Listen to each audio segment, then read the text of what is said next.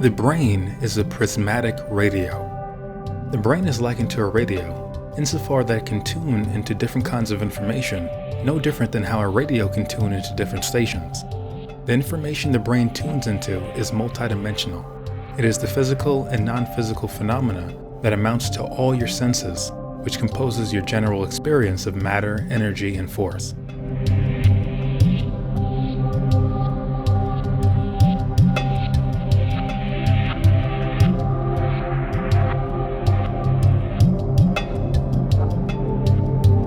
This tuning mechanism works in many different ways. It is the various ways sensorially you can pay attention to all the perceptions you are constantly having. It's your ability to focus on one portion of information regarding everything that's happening around and inside your body. A somewhat superficial example is if you were in a room full of people talking and you only notice what the friend in front of you is saying. In that same example, as your friend talks, you might focus on different parts of their face at any given moment, such as their eyes. And as your friend talks to you, you might have a sudden urge to focus on a visual memory of something that happened in the past.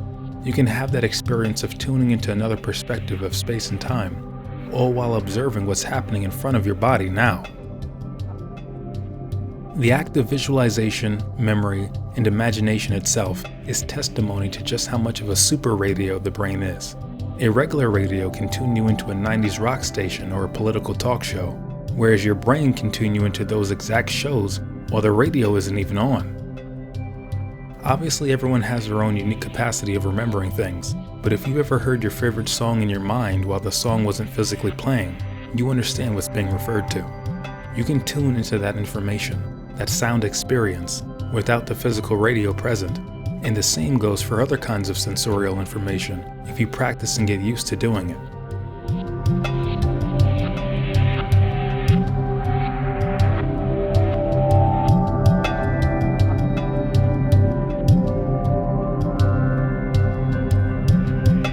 In this diagram, the black bar represents all possible experience. The white line represents the one moment you were experiencing.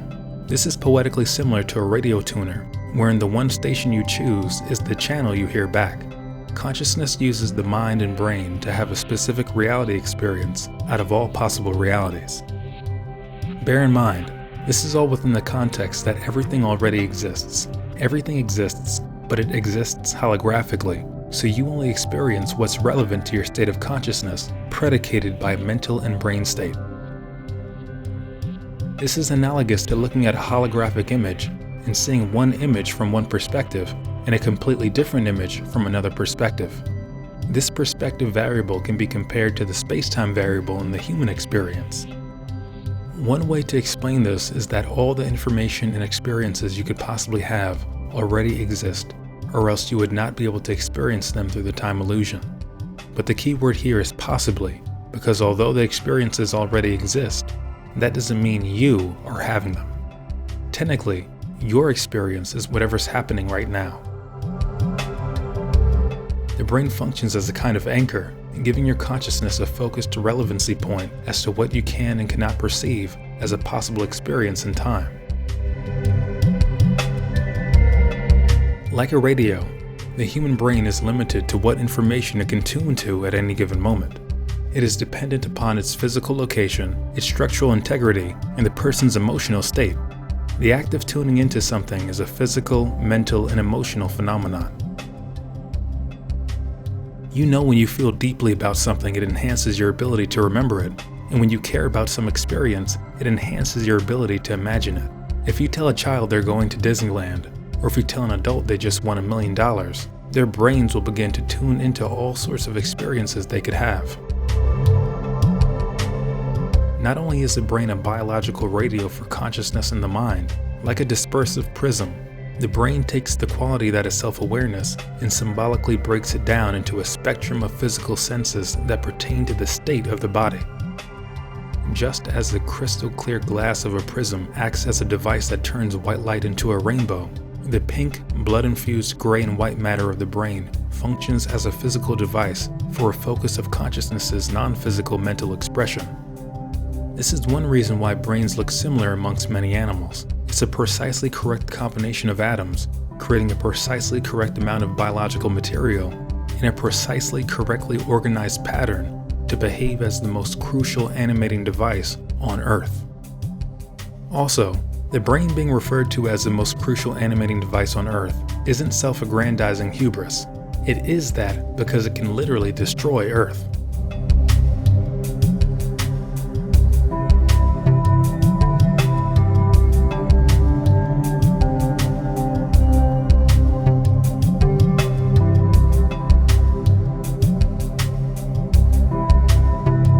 And to go a step further with how the brain is a prismatic radio, how you experience the physical world itself is very, very radio-like. If you set an intention to go to a sporting event, you taking the physical action of buying the tickets and traveling to the game is a physical expression of your brain operating on that frequency bandwidth of experience, poetically speaking. If your radio is tuned to a certain station's frequency, you will hear a corresponding physical expression of audio. Likewise, your consciousness uses your thoughts and brain to express itself physically through all the things you perceive, auditory and otherwise. In this example, the brain is the radio, and your thoughts, actions, and the environment you perceive are together analogous to the sounds you hear based on the frequency channel you are choosing to be. It may seem like the brain could be better likened to a television, and that your life is the channel you are on, but the analogy of a radio is being made because radios tend to easily pick up on multiple channels, unlike most TVs. A radio's frequency options amounts to free will and choice in the human analogy, and that's a whole nother topic for a whole nother video. When people's brain radio doesn't work like most people's work, they have what is labeled hallucinations, wherein people can have bleed-through perceptions of other reality stations that the majority of people have deemed not the correct station.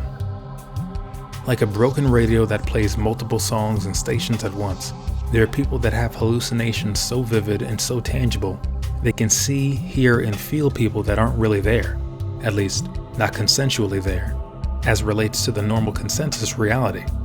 The hallucinatory event can be real, tangible, and have its own logical continuity while it's experienced, but once the hallucination fades, you're back to the real world, and it can physically be like that event never even happened. Just to put this all in perspective, there are fMRI studies showing that the brain of a person that hears voices behaves exactly the same as if they're hearing physical voices when they hear their hallucinations. A perfect example of a person like this, whose experiences made it to mainstream Hollywood, is John Forbes Nash Jr. His experiences were made into the award-winning movie, A Beautiful Mind.